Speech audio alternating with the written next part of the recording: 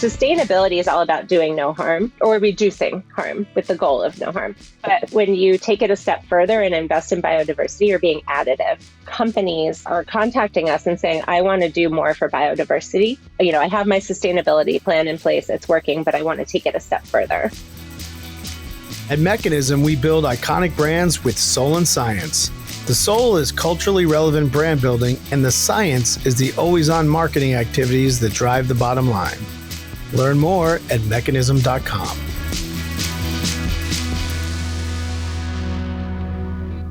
Here's a telling fact to get your marketing minds kicked into high gear. Over half of the world's economy hinges upon depleting natural resources in one way or another. We as a collective have the power to change our world through brand acts and what we choose to support. Today, we're joined by Carrie Hutchison, the Director of Marketing at Rewild. Rewild is a partner to one of our newest iHealth campaign launches, and Rewild has a simple mission: to protect and renew the wildlands of this little blue marble we all call home. Founded by a group of renowned conservation scientists together with Leonardo DiCaprio, Rewild is a force multiplier for the public to protect and rewild at scale and with speed.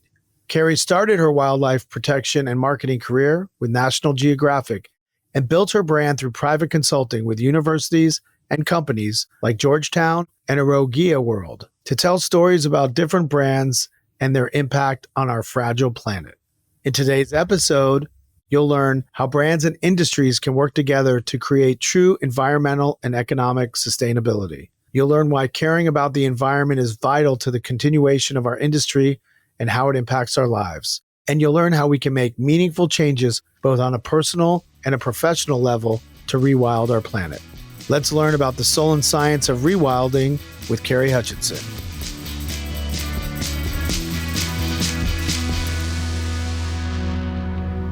We're going to start, Carrie, with, were you always a fighter for good? How did you get into this type of work? Give me your origin story. I think I always had that, that desire to do good for the world. And I wish I could say I always knew from the beginning what I wanted to be. I'm so jealous of people that know that from the beginning of their lives, since they were kids, they always knew what they wanted to be. I was like that. You are. I'm jealous of you. I always knew I wanted to go into advertising, but taking those skills and doing nonprofit work was sort of the second stage of my career. And so you can use those skills, which you're doing, to work for nonprofits and other organizations. So yeah. I've always loved writing and creative pursuits. I'm not much of an artist, but I appreciate artists and I like working with them. So I went to college for journalism. Actually, I was a magazine major. It was still a thing then. And I still love magazines. I still love magazines too. I hope they live on in some capacity. Speaking of magazines, you worked for National Geographic. You did some work with National Geographic, right? I did. And I think that's really when I got into the more environmental space, which I had always wanted to be in and I had touched in other career modes. But that was a real education working there. I got to meet the most incredible people. There's explorers roaming the halls. They have such amazing stories. But I learned a ton also about branding, storytelling, visual storytelling, the power of photography and video. It was a great place to get an education, make a lot of great lifelong connections, and learn about branding too.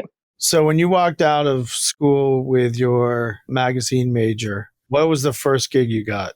I was a software technical writer. So I wrote manuals for custom-built software for the government. Oh, God, that sounds horrible. It was horrible. Did you understand software enough to write the manuals? I think so. I think, with stuff like that, it's better if you don't fully understand how it all works because that makes you come at it from the user perspective a bit more. Right. What was your next job after that? I was a textbook salesman for a political science publisher. That was actually kind of fun. I was a traveling salesman. I got to go to lots of college campuses and talk about political science textbooks. And then I'm trying to ramp up into your first full-time nonprofit gig. Okay, let's just skip ahead because there was a little meandering. But my first nonprofit gig was right when I was getting my Master's of Science degree in marketing. So I kind of didn't go quite the MBA route. I specialized in marketing. And I got a job with an organization called Calvert Foundation that did socially responsible investing for communities. So they had almost like a portfolio, sort of like a mutual fund. We weren't allowed to call it that for regulatory reasons, but it was like a mutual fund of loans to community groups, microfinance organizations, all kinds of nonprofits that needed to scale up but didn't have affordable resources to do so. So the public would invest in them and get a very mild return on investment, like 1 or 2%, which they would often then donate to the organization to do more of this lending. So it was a wonderful, wonderful first job in the nonprofit sector. I have so many close friends from there that I'm still in touch with every day. And I learned a lot about the nonprofit world. It was life changing. It really was. How long were you at that gig? I was there for about 5 or 6 years. I had my daughter when I was there. So it was a really, really formative time in my career and my life. And then how long have you been at Rewild? I've been at Rewild officially since 2021. My first day was April Fool's Day, April 1st, 2021. And I like to remind people I'm the April Fool's Day joke that keeps on giving. But I actually started in a more consulting role in 2020. So I joined the organization when we were rebranding from Global Wildlife Conservation into Rewild, which we are today. And that was a lot of fun, a lot of challenges, and lots of roller coaster rides to get to a rebrand. But it was great. You consulting on the rebrand? Mm-hmm. Yeah. Oh, okay. So that was like the first big thing. Yeah. And then stayed on to see it through. And it's been an amazing 3 years. We've grown a lot since then. I think we've doubled our staff, worked with lots of really cool partners, and learned a ton. And of course, we're doing it all for conservation. So we're making a real impact. We work with 500 conservation partners around the world in almost 90 countries. So even though we're not a huge organization, if you factor in all of the partners that we work with, we really have a big army out there working for biodiversity protection. And what do you think makes you particularly good at your job? What skills do you have that makes you kind of unique for this role? I would love to ask my coworkers that. I feel like they answer it better than me. I think I'm pretty tenacious. I don't like to give up on anything. If I'm having a down day, I take a beat and come back the next day for more. I also really like to keep an eye on what I call like the outside world. I call it the green bubble. So the conservation community, and I include people who are really into the environment in their personal lives. Maybe they don't work in the space, but they're very green living type people. They know the issues, they understand them. I try to be the voice of the community, maybe outside of that green bubble. So people that are kind of interested, think about it sometimes, want to do the right thing for the earth, but aren't really sure what to do. They're confused about all the information. They're horrified by what they're seeing, but might not know exactly how to weigh in or what direction to go in. I think that there's a role everybody could and should play in protecting our planet. And not everybody's sure how, or they may be intimidated by the language or the words or the amount of science they feel like they need to know. So I try to be a voice for the layperson and not the insider as much. So I think that's something that I'm constantly reminding our team, which are really, they have really deep expertise. So your focus is really to go broad and reach as many people as possible and not be in the tiny ecosystem of the folks that are already there. For sure. I think this, we need to make conservation more accessible, more inclusive. And that's really what our brand is all about. And tell me about the line you guys use is we don't need to reinvent the planet, we need to rewild it. What does that mean for the average person? I think technology is a good thing, and it's changed our lives in very quickly in good and bad ways.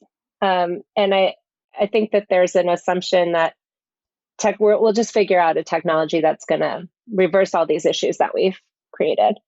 But if you look at how an ecosystem works, it is like a very highly functioning technology. It is when an ecosystem is healthy, it's in balance. All the parts work sometimes in ways we don't even understand yet because it's so complex. So really the best thing that we can do for pristine ecosystems or places with really rich biodiversity is to either leave it alone or protect it from threats. It's kind of like, don't mess with something that's been working for billions of years to evolve to this really incredible point. It doesn't mean that we don't use technology in our work or that we don't think it's a valuable piece of the puzzle, but it does mean that we think that the best protection against climate change and diseases like the pandemic that we all just rode through is to have a healthy planet. And so you guys really focus on life on Earth and ecosystems. And I think you have like wild places, wildlife, and then the guardians or the people that protect wild places and wildlife. That's your like three areas of focus, right? Yeah, and they all intersect. They are almost never mutually exclusive. So biodiversity and conservation in general has so much to do with people. It's all about people and relationships and connections working together. How do you determine when you have funds or grants where the money goes? That's a great question. So, as a partnership based organization, we don't do anything alone. So, it's not like our scientists or programs team just sits in a room and says, these are my favorite places. We work with lots of outside groups and alliances, like the IUCN, and there's a KBA working group, which is the key biodiversity areas. So, there are teams of scientists from around the world that are advising on here are the places that are most important for biodiversity. Here's why. Here's the threats that they face. So we prioritize very much aligned with KBA recommendations. And then for our species work, we're very connected to the IUCN, which manages the list of how threatened species are. So we prioritize based on the biodiversity. And also, do we have strong partners that can help us get there? So is there political will? Is there funding? Is there a good local partner to work with? There's a lot of elements that have to come together. So a lot of our work is behind the scenes and aligning those pieces to make it successful. But we start with the experts. The group was founded by conservation scientists, right? And so you all kind of already knew what needed to be done. And are those founders still with Rewild today?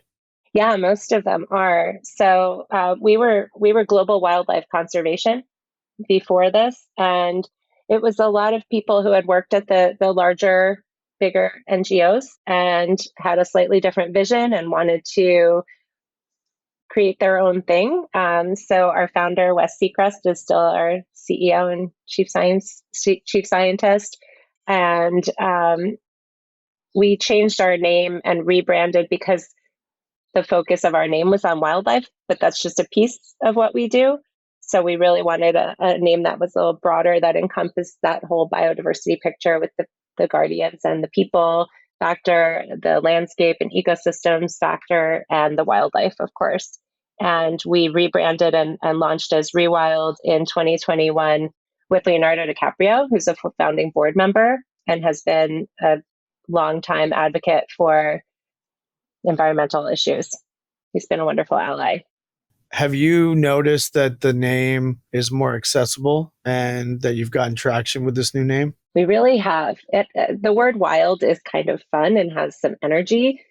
Rewilding, it has multiple definitions depending on who you ask. We, of course, have our definition, but to put the colon in the name, gave it a little bit of a distance from the scientific definition, but also gave us something that kind of evokes an email, right, regarding the wild. It's also a really fun branding element. So it kind of broke up the name, lets wild speak on its own. There's a lot of fun to have with RE because there's some like rejuvenate, renew, refresh. There's a lot of energy and it's really accessible and easy to remember. And I think it also evokes a picture in your mind of what rewilding could look like. And we don't just rewild spaces, but we really encourage people to rewild themselves, get the wilds more into your day-to-day life, as opposed to it's just something that other people are going to do. I love the name. I love simple names, and Me I too. love how simple it is. Is there something that you've worked on? Is there something that had an outsized impact?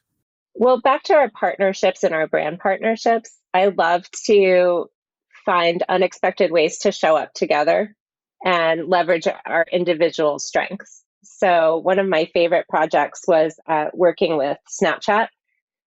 They know how to reach 13 to 24-year-olds and how to develop really compelling content for a vertical screen. And we know a lot about biodiversity and rewilding and have access to experts who are great on camera and can talk about species and communities.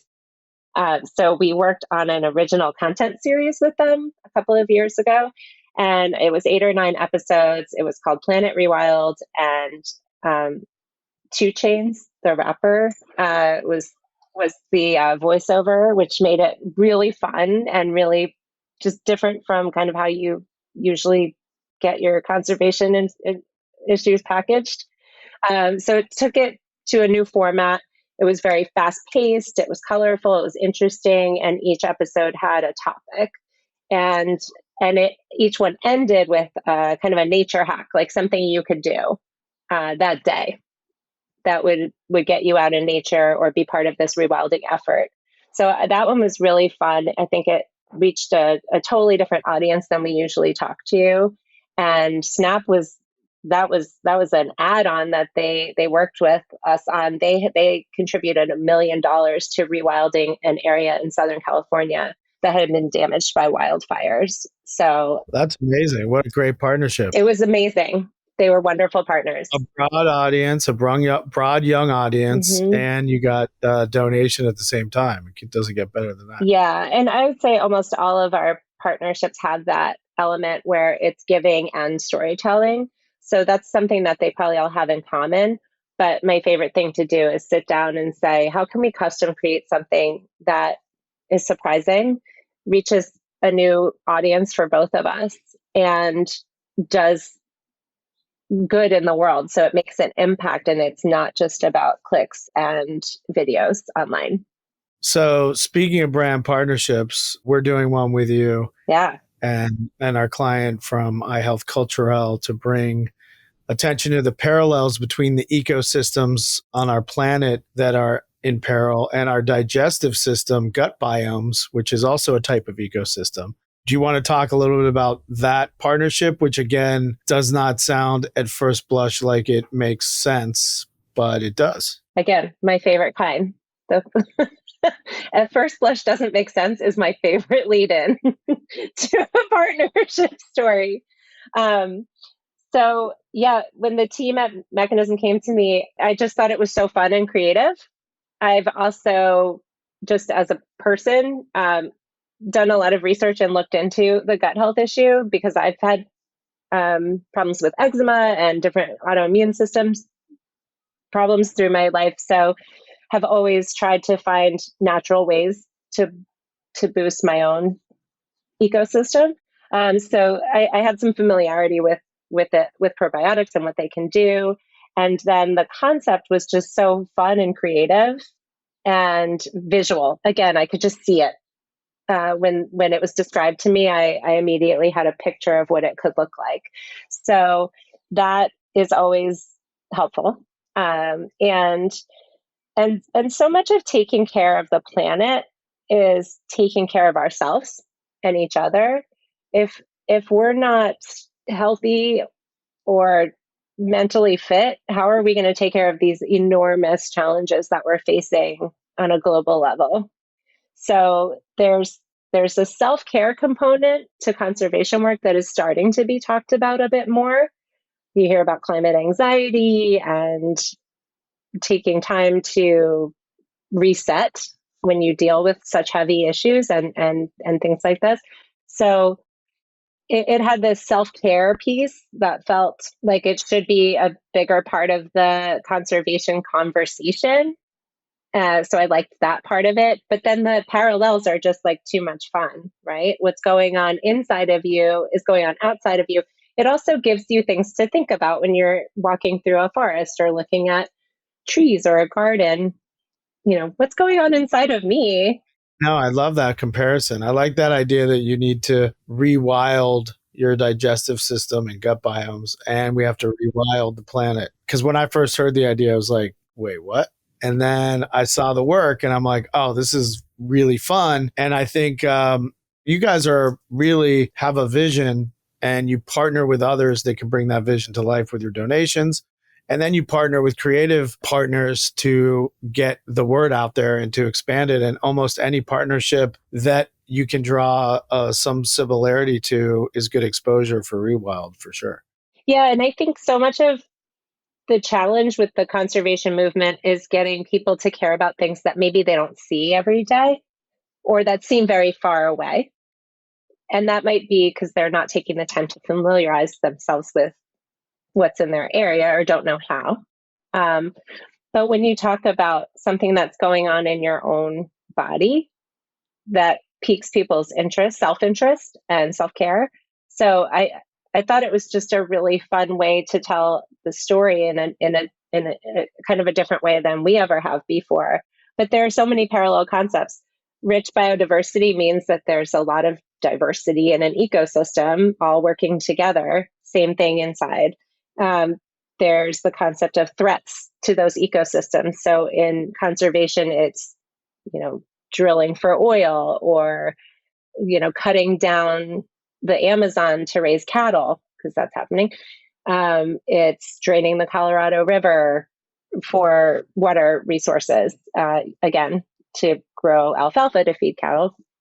So there are threats that are happening on an ecosystem level that we can see outside of us, but there are also threats to our own, health, which is like sometimes you have to take a course of antibiotics, or you've gone through some health issues, or you're feeling really tired, or you have foods that don't agree with you. So it's like there's so many similarities that it's almost too fun to not talk about it.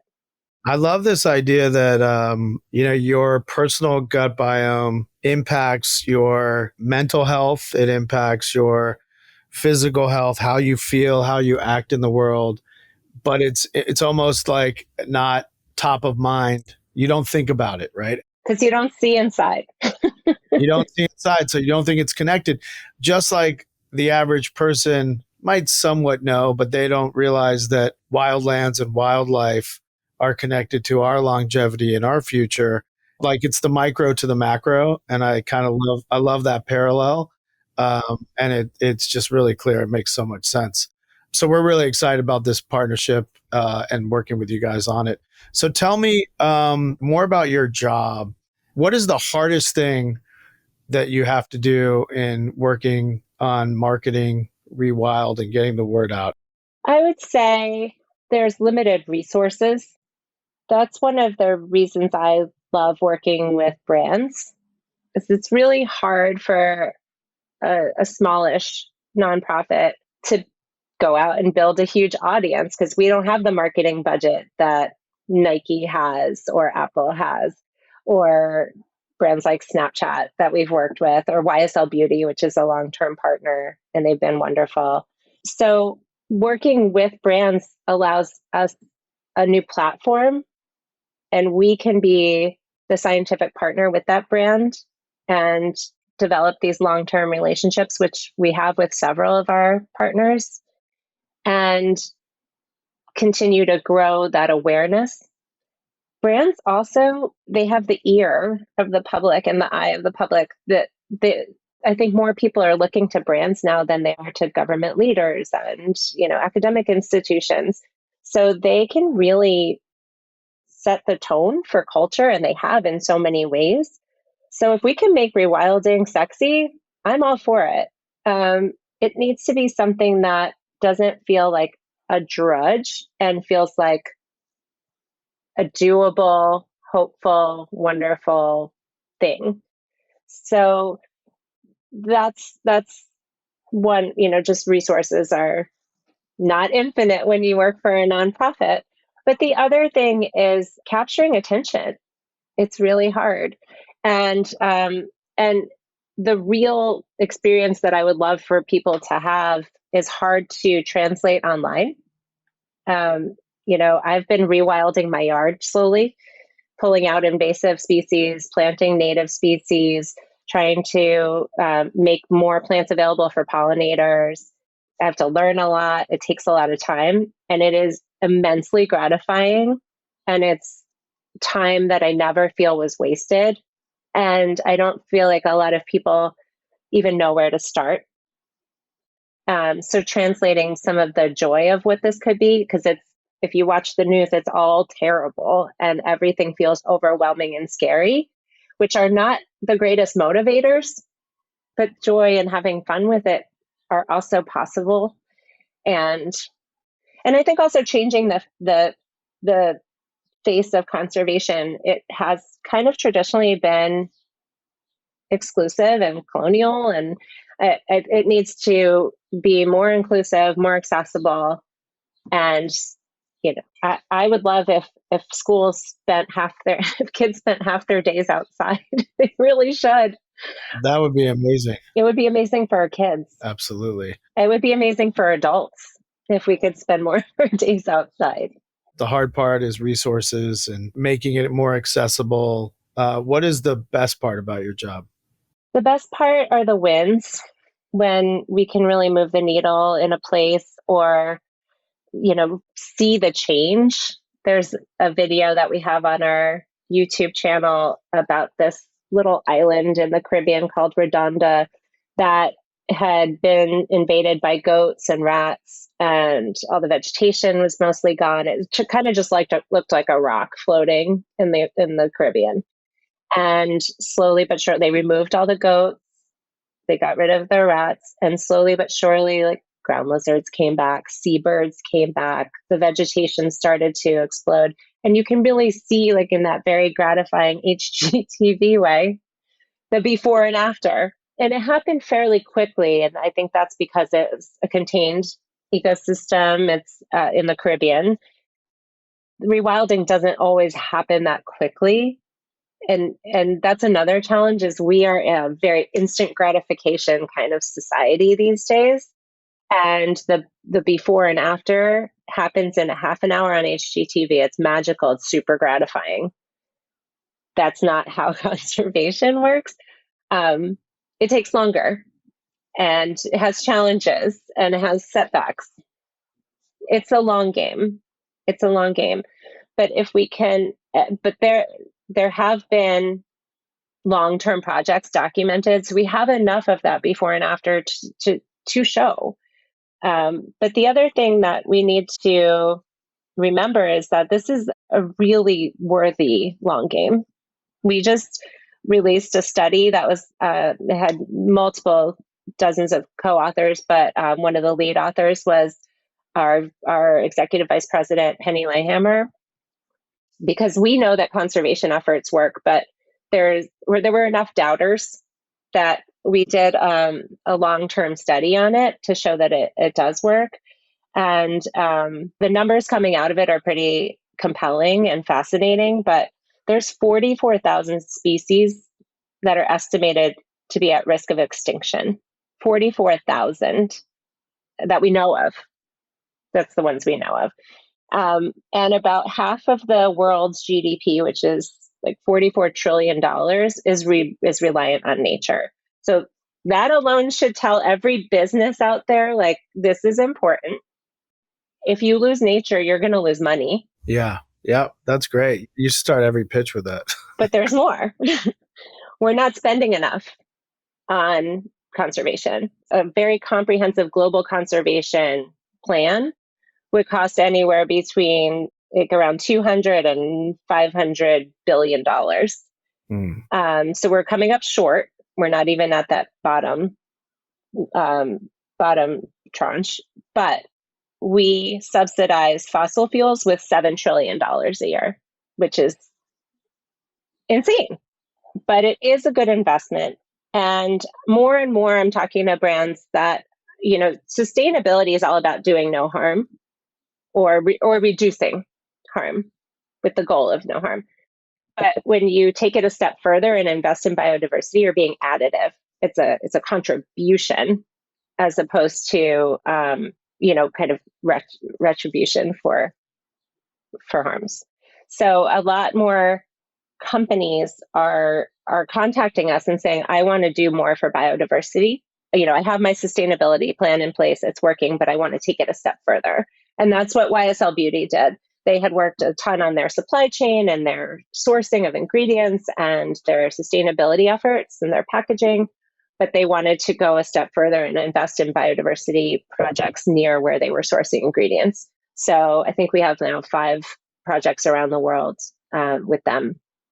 That's amazing. What can the average person do if you're like at a cocktail party and you are talking about Rewild and someone's like, what's 3 things I can do today besides donating money? What are 3 easy things that the average person can do? One of the most effective things that an individual can do is to eat less meat and dairy, or none, if you want to go all the way. That's the number one thing. People don't want to hear that, and it's an sometimes unpopular point of view, but it's true. So there's that. The second is to get curious about what's going on right where you live. What kind of trees are native to your area? What's growing that shouldn't be? Are you seeing any bees or birds in your area? And if not, why? So get curious. There's an app that's free to download that I use all the time. It's called Seek, SEEK, and it uses AI. You take a picture of a plant in your yard and it'll identify the species and tell you if it's from there or not and where it grows. But that's what I've been using to slowly change what's in my yard, because that's an area I have control over. So eat less meat and dairy. So you might not want to tell someone they can't have any, but cutting down is a start. Yeah. And then being curious about your individual ecosystem around where you live, find out what's going on there. And what is a final thing the average person can do? Vote. Very simple. Yeah. Right now, we don't have the right leadership in place anywhere in the world, really. And it's not just one person. When I say leadership, it's like the full spectrum. This Gen Z, I love Gen Zers. I live with 3 of them. I love them. They're so much more knowledgeable about the world than I was at their age. And they are so spunky and wonderful. And I feel super hopeful. I can't wait till they run the world. But they have to vote the minute they turn 18. They have to vote and they have to run. Yes. They have to take charge. Do you have a mantra or a quote that inspires you or that you think about all the time? I don't have the words for it, but I guess it's to stay curious and open, to be willing to be wrong. And another is, when something seems intimidating or scary, just acknowledge it and jump off the diving board. I love that. That probably serves you well at your job. Sometimes. Yeah. Sometimes I have to learn. But there's no water in the pool. So sometimes there's no water in the pool. Yeah. But jump off the diving board. That's a good one. All right. We're going to round it out here with something inspiring you, something that inspires you you recently. And I'll go first. But in line with this conversation, the CEO of Heinz, which, the products they make, came in and he's new. He's reformulating products and rebranding with lower sugar, lower sodium levels, because it's such a staple in our life.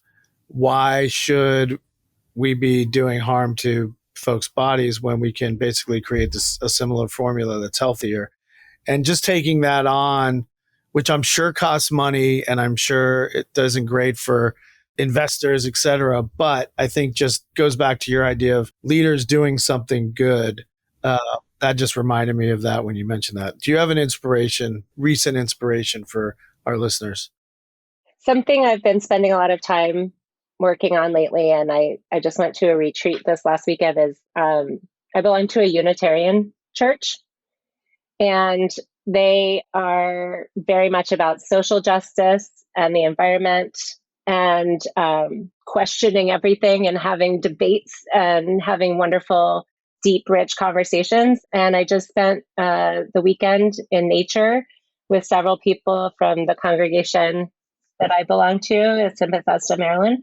And we had a talk about invasive species and what we can do. And we had some fun. We did nature journaling, and just being together with peaceful people in nature really was so grounding and inspiring in a quiet way, in a gentle, quiet way. And I just came back feeling rested and ready to go back into like the fast paced world that we tend to live in. And I volunteer on committees there. So I found a lot of inspiration from the people there and what it stands for recently.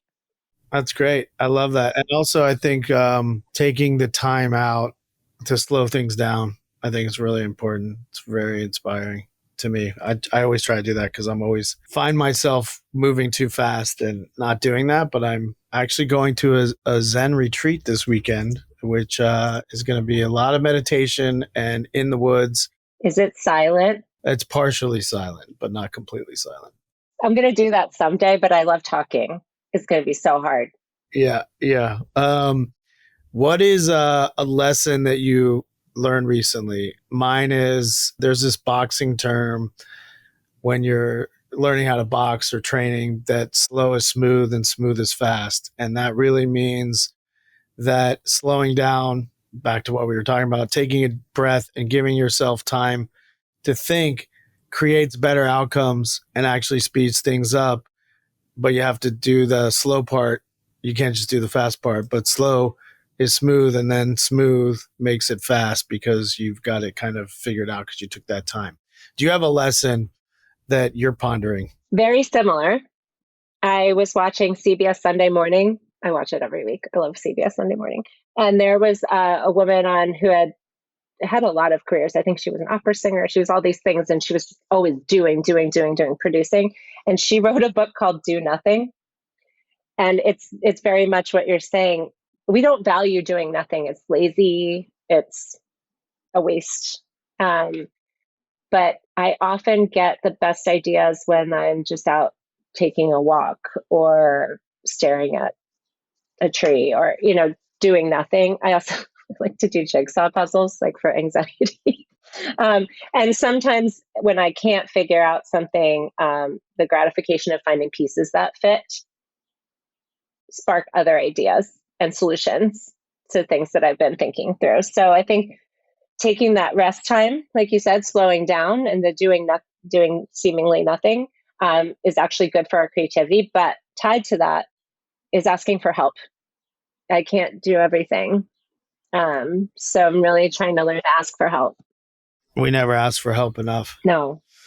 Do you have a dare for our audience? So my dare this week is it kind of goes against everything we've been talking about, to be honest with you, but it's to bite off more than you think you can chew. So if you find yourself playing it too safe, not jumping off the diving board, not reaching for the stars, try to do that one thing you think is just beyond your reach and maybe ask for help if you need it, but push yourself. That's my double dog dare this week.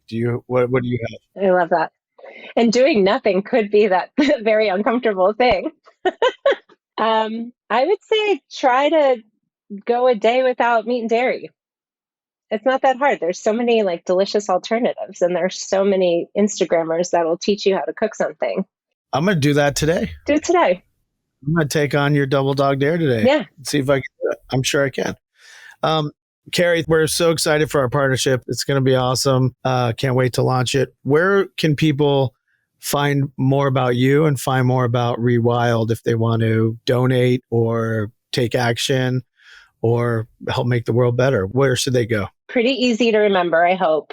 Rewild.org is our website. And that's our handle on all the social channels too. You can find our videos on YouTube, We're on Instagram, TikTok, Facebook, and still on X. So. And where can they find you? Probably the best place is LinkedIn, but you can also find me on our website under the staff section. Carrie Hutchison, Rewild. Yep. All right. Well, thanks for being on the show. Thanks for having me. It was awesome. I learned a lot, and I'm going to take your dare up. Not just today. I'm going to really try to make an effort. I got three things to do. I'm going to look at that CCAP, be curious about where I live. Of course, I already vote, so that's checked off. And then try to eat less meat and dairy.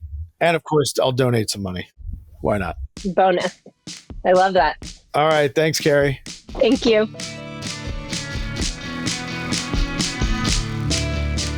Soul and Science is a Mekanism podcast produced by Maggie Bowles, Ryan Tillotson, Tyler Nielsen, Emma Swanson, and Lily Jablonski. The show is edited by Daniel Ferreira with theme music by Kyle Merritt. And I'm your host, Jason Harris.